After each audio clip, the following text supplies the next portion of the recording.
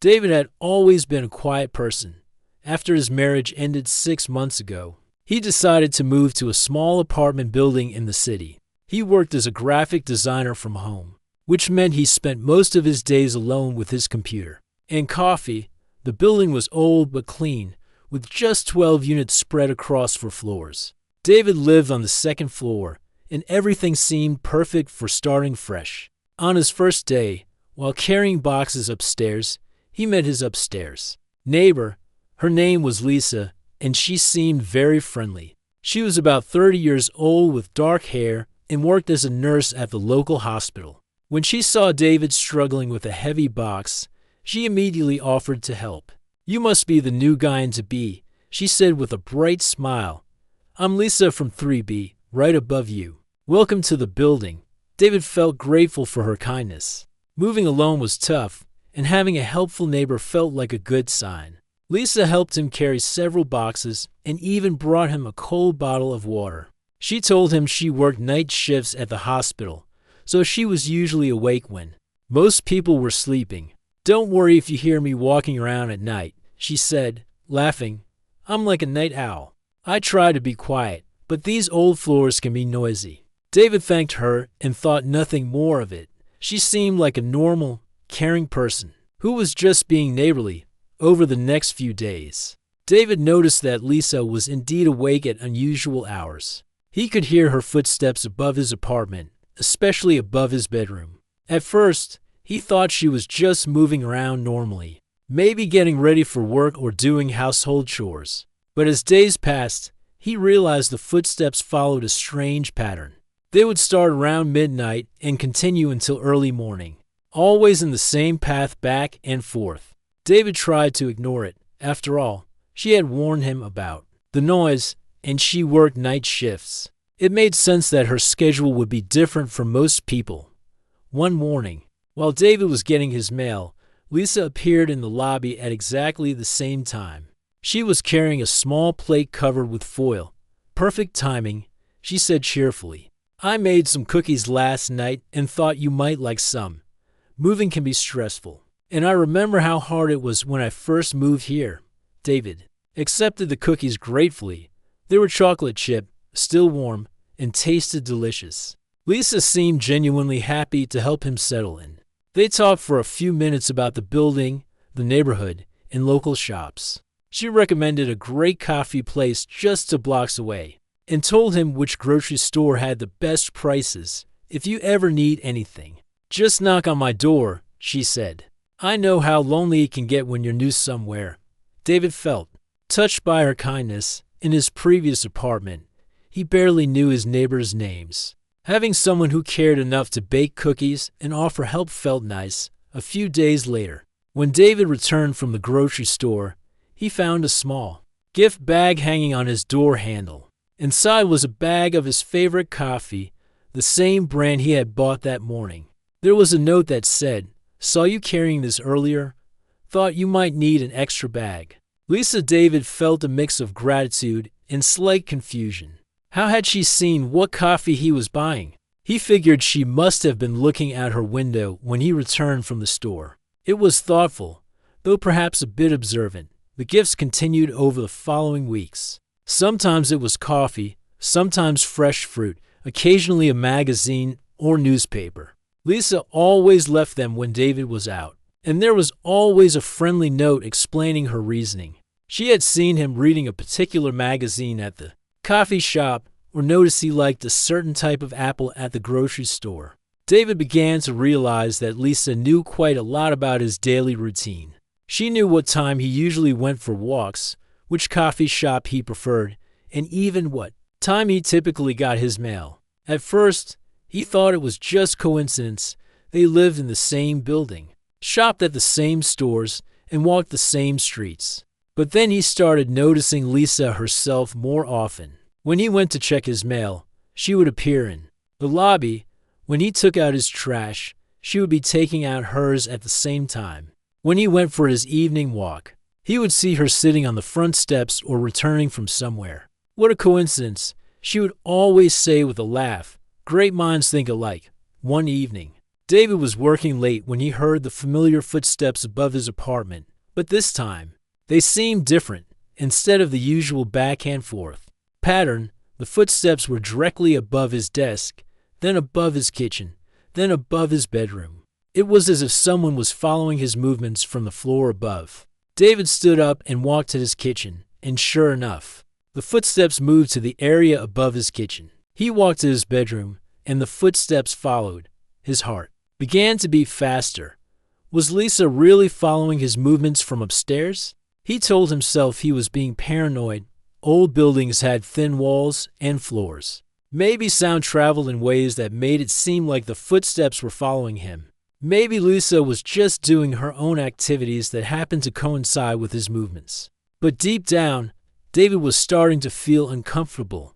The gifts, the perfect timing of their encounters, the way Lisa always seemed to know exactly what he was doing, it was all starting to feel less like coincidence and more like something else. That night, David lay in bed listening to the footsteps above. They continued for hours, always in the same pattern, always seeming to center around the area above his bedroom. Sometimes they would pause for long periods, as if someone was standing still, just listening. For the first time since moving in, David felt a chill of unease. He pulled his blanket closer and tried to convince himself that everything was normal. Lisa was just a friendly neighbor who happened to have an unusual schedule. There was nothing wrong with being kind to a new person in the building. But as he drifted off to sleep, David couldn't shake the feeling that something was not quite right. The footsteps continued above him, steady and persistent, like a rhythm that never stopped. And somewhere in the back of his mind, a small voice whispered that maybe Lisa's attention was more than just neighborly kindness. Maybe she was paying attention to him in ways that weren't normal. Maybe all those coincidental meetings weren't coincidental at all. Maybe the gifts and the perfect timing were signs of something much more concerning. David closed his eyes and tried to sleep, but the footsteps continued through the night, never stopping, never changing their pattern. Above him, Lisa was awake, and for reasons he couldn't yet understand, she was always listening, always watching, always wanting to know more about the quiet man who lived below her. David's unease grew stronger over the following weeks. What started as simple concern about footsteps had turned into something much more troubling. Lisa seemed to know everything about his daily routine, and her timing was becoming too perfect to be coincidental. Every morning at exactly 8:15, David would go downstairs to get his mail. Without fail, Lisa would appear in the lobby at the same time, always with a cheerful greeting and a reason for being there. She would mention things like needing to check her mailbox too, or heading out for groceries, but David noticed she rarely actually had mail to collect or bags to carry. "Good morning, David," she would say with that same bright smile. "Beautiful day today, isn't it? I saw on the weather app that it might rain later, so you might want to bring an umbrella when you go to that coffee shop on 5th Street. David would nod and smile back, but inside he felt increasingly uncomfortable. How did she know he was planning to go to the coffee shop? He hadn't mentioned it to anyone. And why was she checking the weather specifically for his plans? The gifts at his door became more frequent and more personal. Last week, he had found a book outside his apartment, the exact same mystery novel he had been reading on the subway. The note said, "Saw you reading this and thought you might like to have your own copy. Hope you enjoy the ending." Lisa David remembered reading that book during his commute, but he couldn't recall seeing Lisa on the train. How had she known what he was reading? The thought made his stomach feel uneasy. Then there was the incident at the grocery store. David had been shopping for his weekly groceries when he noticed a familiar figure in the next aisle. Lisa was there, but she seemed to be following his path through the store. When he went to the produce section, she appeared there too. When he moved to the dairy aisle, she was suddenly looking at yogurt. When he headed to the checkout, she was right behind him in line.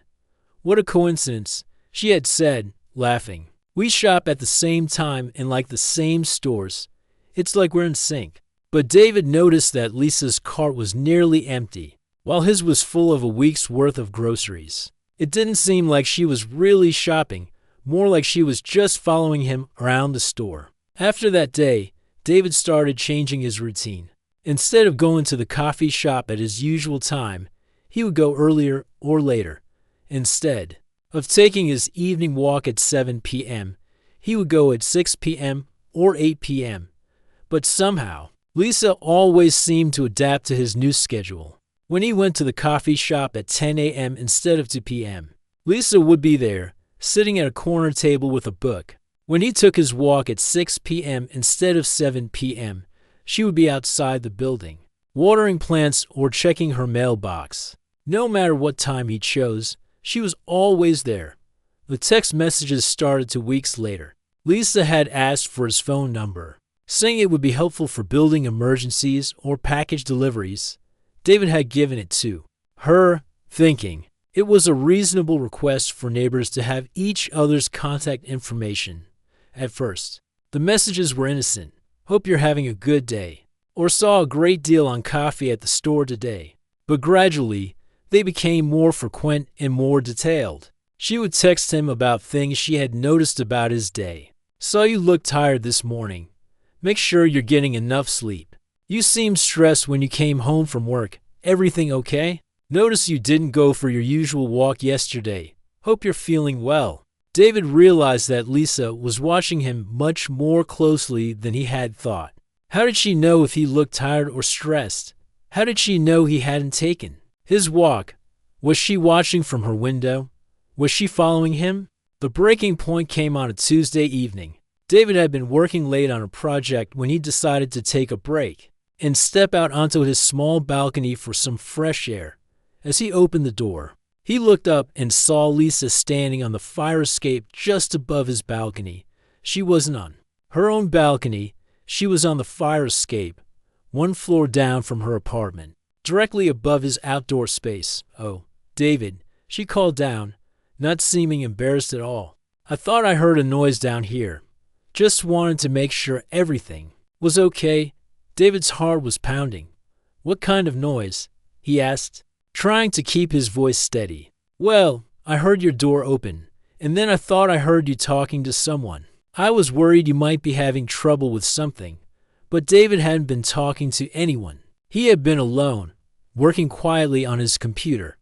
There was no noise that would have attracted attention from 3 floors up, and certainly nothing that would require Lisa to come down to the fire escape to investigate. "I'm fine," David said, stepping back inside and closing the door quickly. Through the glass, he could see Lisa still standing on the fire escape, looking down at his balcony. That night, David called his friend Jake, who lived across town. He needed to talk to someone about what was happening. "I think my neighbor is watching me," David said, feeling foolish as the words came out. "She knows things about my routine that she shouldn't know, and she's always showing up wherever I go." Jake listened patiently as David explained the gifts, the perfect timing, the text messages, and the fire escape incident. "That does sound weird," Jake admitted, "but maybe she's just lonely. Some people are really social and don't realize they're being too much." David wanted to believe that explanation. Maybe Lisa was just lonely and didn't understand boundaries. Maybe she was trying to be a good neighbor but didn't realize how her behavior was affecting him. But deep down, David knew it was more than that. The way Lisa looked at him, the way she always seemed to know exactly where he was and what he was doing. It felt like more than friendliness or loneliness. It felt like she was studying him, learning his patterns, and inserting herself into his life in ways that weren't natural. That night, as David lay in bed, he heard the familiar footsteps above his apartment, but this time, he paid closer attention to the pattern. The footsteps would move across the floor, pause for long periods, then move again. During the pauses, David realized there was complete silence, as if someone was standing perfectly still, listening. David got up quietly and walked to his kitchen. The footsteps above moved to the area above his kitchen. He walked to his living room, and the footsteps followed. He stood completely still for 5 minutes, and the footsteps above stopped too. There was no doubt now. Lisa was tracking his movements from her apartment above. She was listening to everything he did, following his path through his own home. And somehow knowing exactly where he was at all times, David's hands were shaking. As he returned to his bedroom, this wasn't neighborly concern or coincidence. This was something else entirely. Lisa wasn't just being friendly, she was watching him, studying him, and learning everything about his life. And the most frightening part was that she didn't seem to think there was anything wrong with it. She acted as if her behavior was perfectly normal, as if watching someone's every move was just part of being a good neighbor. David pulled his blanket over his head and tried to sleep, but the footsteps continued above him, steady and persistent, like a reminder that someone was always there, always listening, always watching. And for the first time since moving to the building, David felt truly afraid. David's worst fears became reality on a Thursday morning when he returned from his grocery run and immediately knew something was wrong. His apartment looked exactly the same, but it felt different. There was a strange sense that someone had been there, touching his things, moving through his space. At first, David thought he was being paranoid. Everything appeared to be in its proper place. His laptop was on his desk, his books were on the shelf, and his coffee mug was in the kitchen sink where he had left it. But as he looked closer, he noticed small differences that made his heart race. His favorite pen, which he always left next to his computer, was now on the other side of the desk. The book he had been reading was closed, but he clearly remembered leaving it open to page 127. His coffee mug had been washed and placed in the dish rack. Even though he distinctly remembered leaving it dirty in the sink, David walked through his apartment slowly, checking each room carefully. In his bedroom, he found more signs. His pillow was fluffed differently than how he left it. The blanket was folded in a way he never folded it. His dresser drawers were closed completely, but he always left them slightly open. Someone had been in his apartment. Someone had touched his personal belongings, cleaned his dishes, and even made his bed. The thought made David feel sick too. His stomach. He checked his doors and windows carefully. Everything was locked, just as he had left it. There were no signs of forced entry, no broken locks or damaged windows. Whoever had been inside had gotten in with a key. David's mind immediately went to Lisa. She was the only person who had shown unusual interest in his apartment and his routine. But how could she have gotten a key? He had never given her one, and the building manager had assured him that only he had access to his unit. That evening, David decided to test his suspicions. He carefully arranged several items in his apartment in specific ways before leaving for a walk. He placed a book at an exact angle on his coffee table, left a glass of water precisely 2 inches from the edge of his kitchen counter, and positioned his computer mouse in an unusual spot on his desk. When he returned 30 minutes later, everything had been moved. The book was straightened. The glass was moved to the center of the counter, and his mouse was back in its normal position. Someone had been in his apartment while he was gone, and they had fixed things to look more organized. David's hands were shaking as he realized the truth. Lisa hadn't just been watching him from outside. She had been coming into his home, going through his things, and rearranging his life according to her own preferences. The next morning, David found a new gift outside his door. It was a small, potted plant with a note that read, "Your apartment could use some life. This will look perfect on your windowsill." David stared at the plant in horror. How did Lisa know what his windowsill looked like? How did she know his apartment needed some life? The only way she could know these things was if she had been inside, looking around, judging his living space.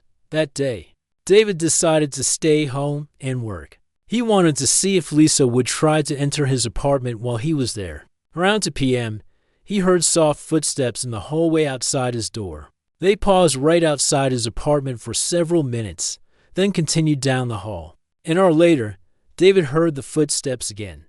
This time, they stopped outside his door and stayed there for a long time. David could hear very faint sounds, like someone trying to be quiet while handling keys or doorknobs. David crept to his door and looked through the peephole. Lisa was standing in the hallway, holding what looked like a set of keys. She was trying different keys on his lock, being very careful to make as little noise as possible. David's heart was pounding so hard he thought Lisa might hear it through the door. He watched as she finally found the right key and began to turn it slowly. The lock clicked open, and Lisa began to push the door. "Hello?"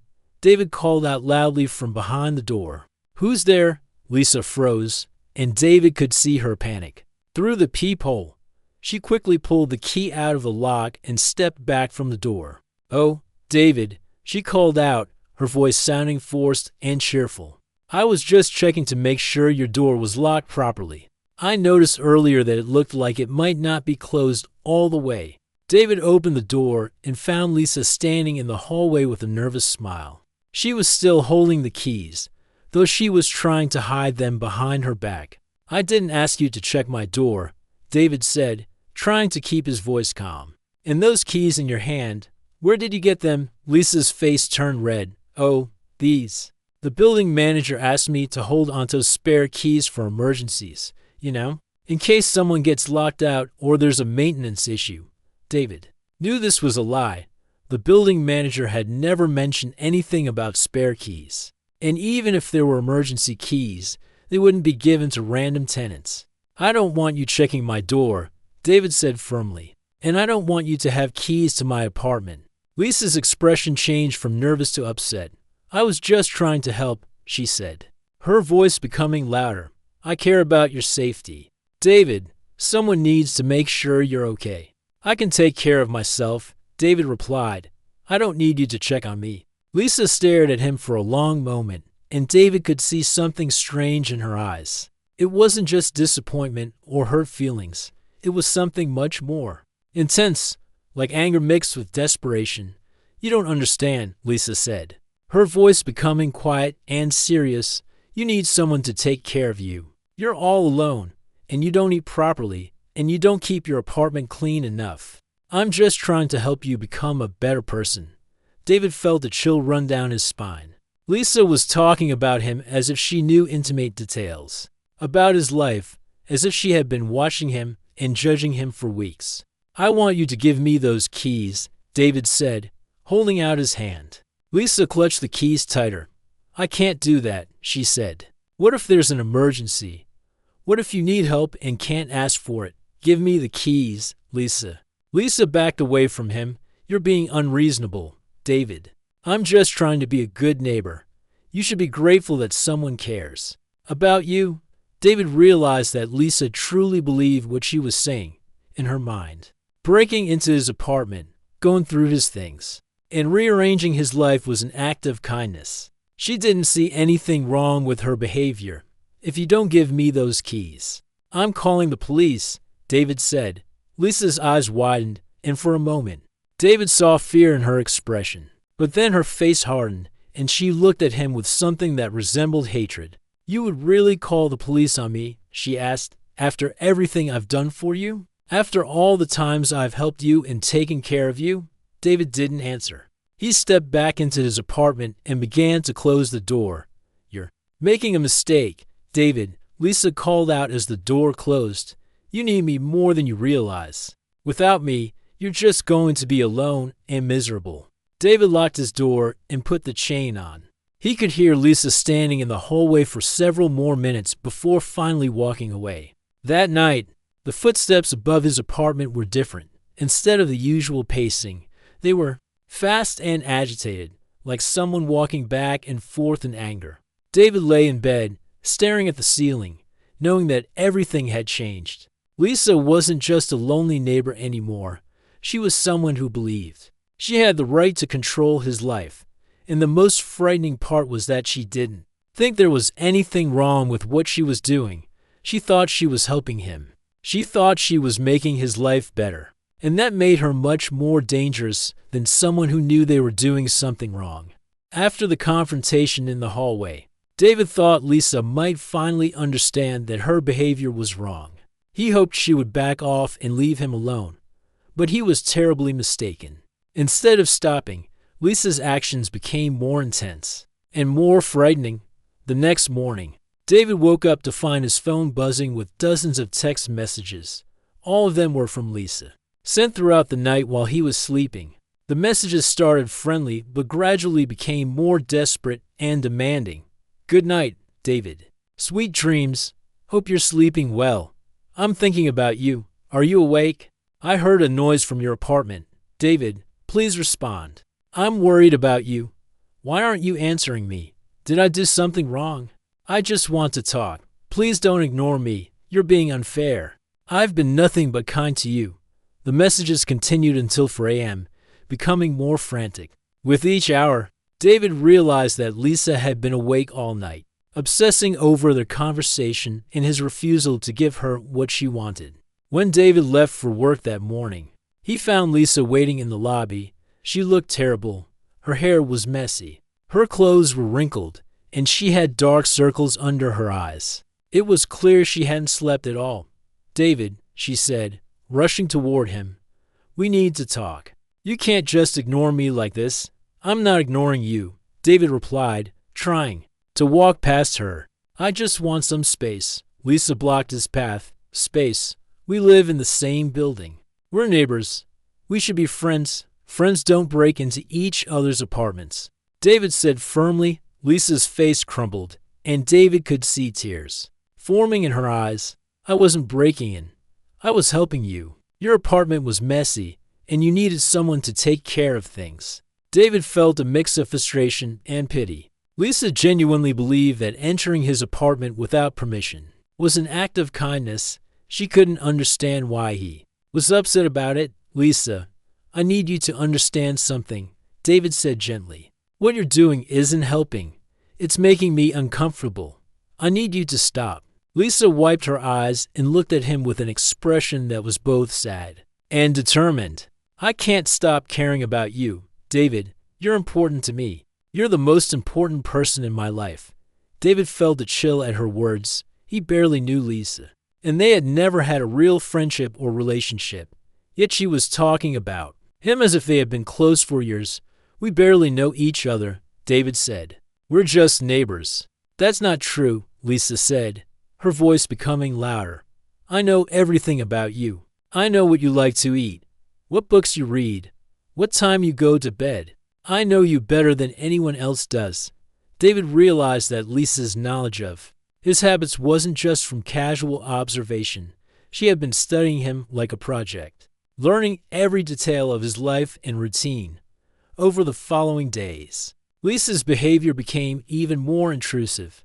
She started calling David's workplace, claiming to be his girlfriend and asking about his schedule. She followed him to restaurants and shops, always maintaining a distance, but always visible. She began leaving gifts not just at his door, but inside his apartment. Despite his demand that she stop entering, the gifts became more personal and more disturbing. She left clothes that she thought would look good on him. She brought food and left it in his refrigerator. She even left personal care items like shampoo and soap, as if she was trying to control every aspect of his daily life.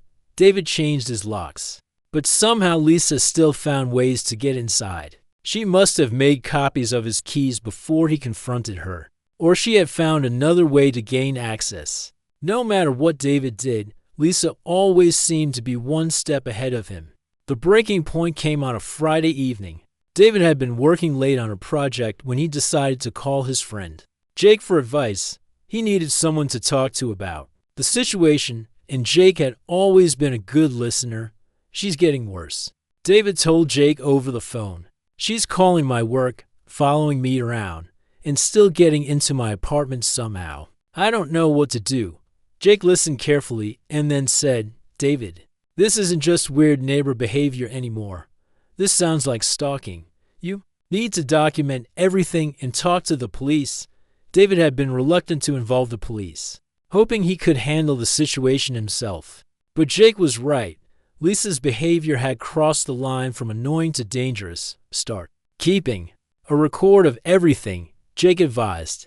Write down every time she contacts you, every time she shows up somewhere unexpected, every time she enters your apartment. Take photos of the gifts she leaves. Save all her text messages. David realized he should have been documenting everything from the beginning. He started a journal that night, writing down everything he could remember about Lisa's behavior over the past several weeks. The next morning, David woke up to find something that made his blood run cold. Lisa had left a photo album outside his door. Inside were dozens of pictures of him, photos taken from her apartment window, showing him on his balcony, pictures of him walking to work, images of him at the coffee shop and grocery store. But the most disturbing photos were the ones taken inside his apartment. Lisa had been photographing his belongings, his furniture, even his bed while he was sleeping. She had been documenting his life like a researcher studying a subject. With the photo album was a note that read, "I wanted to make something special for you. These are all my favorite moments of watching you. You're beautiful in every picture.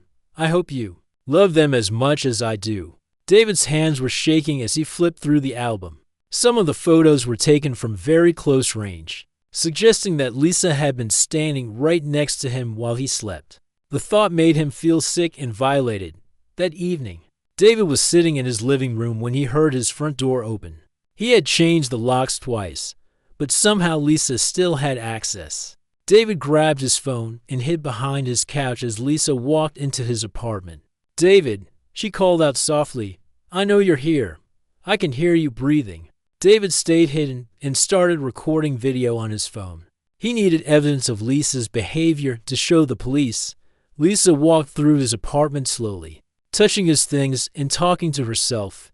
"He's been so stressed lately," she said. "He needs someone to take care of him properly. He doesn't know how to take care of himself." She went into his bedroom and started going through his closet. "These clothes don't look good on him," she said, pulling out several shirts. "I'll replace them with something better." David watched in horror as Lisa began packing some of his belongings into a bag she had brought with her. She was taking his clothes, his books, and even some of his personal documents. "David," she called out again, "I know you're scared, but you don't need to be. I'm going to take such good care of you. You'll never have to worry about anything again." David realized that Lisa wasn't just entering his apartment to rearrange things anymore. She was planning something much more serious. She was talking as if she was going to take him somewhere, as if she was going to remove him from his life entirely. David quietly called the police while Lisa was still in his bedroom. He whispered his address and explained that someone had broken into his apartment and was inside right now. As David waited for the police to arrive, he listened to Lisa talking to herself in his bedroom. She was making plans about how she would take care of him, where they would live together, and how much happier he would be once she was in complete control of his life. For the first time since this whole situation started, David realized that Lisa wasn't just a lonely neighbor with boundary issues. She was someone who had created an entire fantasy about their relationship, and she was prepared to do whatever it took to make that fantasy become reality. The sound of sirens in the distance told David that help was finally coming. But as he crouched behind his couch, listening to Lisa plan their imaginary future together, he knew that his life would never be the same again. The police sirens grew louder as they approached David's building. From his hiding spot behind the couch, David could hear Lisa's voice change from dreamy planning to panic as she realized what was happening. "No, no, no," Lisa whispered frantically. From the bedroom, "They don't understand. They're going to ruin everything." David heard her moving quickly through his apartment, and then she appeared in the living room. She looked around wildly, clearly searching for him. "David, where are you?" she called out, her voice now desperate. "We need to leave, right now. I have a place where we can be together without anyone bothering us." David stayed hidden, his heart pounding as he watched Lisa search for him. She was acting like someone who had completely lost touch with reality, talking about their future together as if it was something they had planned together. The police knocked on the door loudly. "Police, open up." Lisa froze, staring at the door with wide eyes. Then she looked around the room again, still searching for David. "David, please," she whispered. "Just come with me. We can go out the back way. I have everything planned. I have a place where we can be happy together." David realized that Lisa had been planning to take him somewhere. Against his will, she had been preparing for this moment. creating some kind of plan to remove him from his life entirely. The police knocked again, more forcefully this time. "This is the police. We need you to open the door." Lisa suddenly became angry. "This is all wrong," she said loudly. "You called them, didn't you, David? You called the police on me." David didn't answer, but Lisa seemed to take his silence as confirmation. "After everything I've done for you," she continued, her voice becoming bitter. "I've taken care of you. I've watched over you. I've made your life better. And this is how you repay me." The police began working on the door, and Lisa realized she was trapped. She sat down on David's couch and began crying. "I just wanted to love you," she said through her tears. "I just wanted to make you happy. Why can't you see that?" When the police finally entered the apartment, they found Lisa sitting calmly on the couch, still crying. David emerged from his hiding spot and showed them the video he had recorded on his phone. "She's been entering my apartment without permission for weeks," David explained to the officers. "She's been following me, taking photos of me, and leaving gifts. Tonight she was packing my belongings and talking about taking me somewhere." The police looked at the evidence David had collected: the photo album, the text messages, the gifts, and the video of Lisa in his apartment.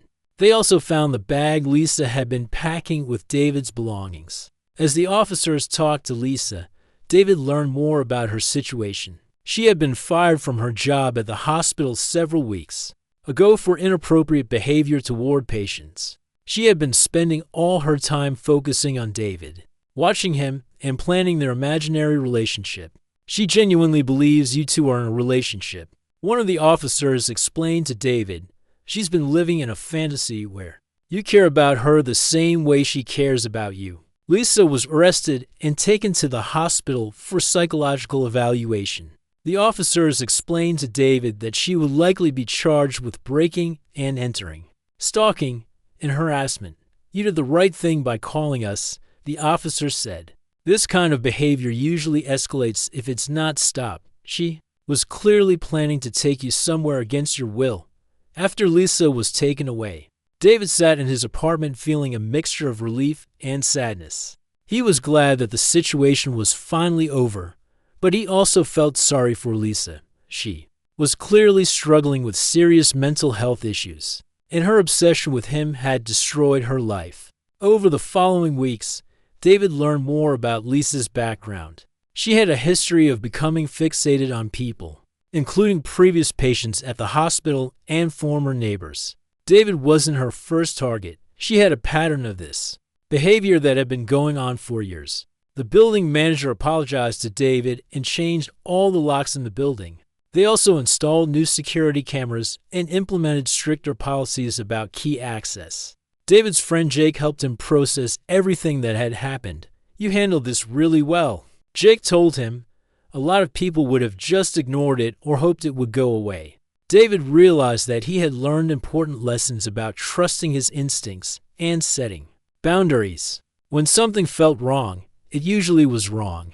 He had been right to be concerned about Lisa's behavior from the beginning. Lisa was ultimately diagnosed with a mental health condition that caused her to become obsessed with people she perceived as needing her care. She was required to undergo treatment and was prohibited from contacting David or coming near his building. The good news is that with proper treatment, many people with this condition can learn to manage their symptoms, the social worker explained to David. "But it's important that you maintain the protective order and continue to document any attempts at contact." David decided to stay in his apartment rather than move away. He had found a place he liked, and he wasn't going to let Lisa's actions force him to leave. However, he did make some changes to protect himself.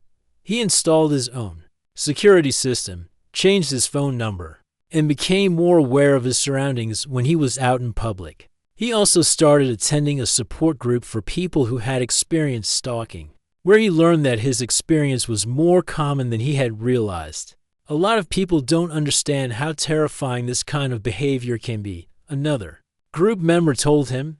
"They think it's flattering or romantic, but it's actually very dangerous." "You did everything right." David found it helpful to talk to other people who had been through similar experiences. He learned strategies for staying safe and rebuilding his sense of security in his own life. Months later, David was able to look back on the experience with a clearer perspective. He had been through something frightening and difficult, but he had handled it well. He had trusted his instincts, documented everything, and asked for help when he needed it. Lisa continued to receive treatment, and according to the social worker, she was making progress in understanding how her behavior had affected David. She had written him a letter of apology, which the social worker offered to share with him. David decided not to read the letter. He understood that Lisa had been struggling with mental health issues, and he hoped she would get the help she needed. But he also knew that he needed to protect himself and move forward with his own life. The experience had taught David important lessons about personal safety, mental health, and the importance of taking unusual behavior seriously. He had learned that sometimes being kind and polite isn't enough. Sometimes you need to be firm and set clear boundaries, even when it feels uncomfortable. David's life gradually returned to normal, but he never forgot the lessons he had learned. He was more aware of his surroundings, more careful about personal information, and more willing to speak up when something didn't feel right. Most importantly, David learned that he was stronger than he had thought. He had faced a difficult and frightening situation, and he had handled it with courage and wisdom. He had protected himself and gotten help when he needed it, and that gave him confidence that he could handle whatever challenges life might bring in the future. The experience with Lisa had been terrifying, but it had also taught David valuable lessons about trusting his instincts, setting boundaries, and asking for help when he needed it. These were lessons that would serve him well for the rest of his life.